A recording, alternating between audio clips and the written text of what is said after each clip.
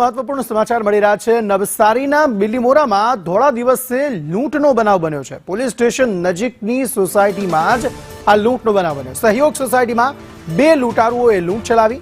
મહિલાના ગળાના ભાગે હથિયાર મૂકીને આ લૂંટ ચલાવાઈ હતી। લૂંટારુઓએ સોના ચાંદીના દાગીનાની લૂંટ ચલાવી છે। લૂંટની ઘટનાથી પોલીસની કામગીરી સામે સવાલો ઉઠી રહ્યા છે।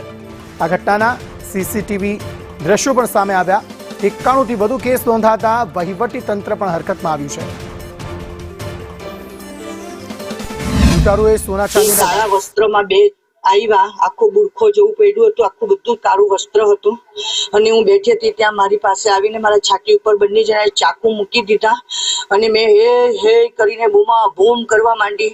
એટલે મારા કામવાળા બેન અંદરથી બહાર જોવા આવ્યા એટલે પેલા બીજી વ્યક્તિ તેની પાછળ અંદર દોડી એટલે પેલા એક જે વ્યક્તિ મારી પાસે ઉભો હતો તેને મારી પાસે ગળામાંથી મંગળસૂત્ર ખેંચીને બહાર નીકળી ગયા અને પેલા બેન કામવાળા બેન દોડી ગયા બીજા ઘરની એમાં એટલે તરત અંદરથી બહાર આવી ગયા અને પાછો એને મારા ઉપર ચાકુ મૂક્યો પણ ગળામાં મંગળસૂત્ર ના દેખાયું એટલે વહેલા નીકળીને નાસી ગયા બંને।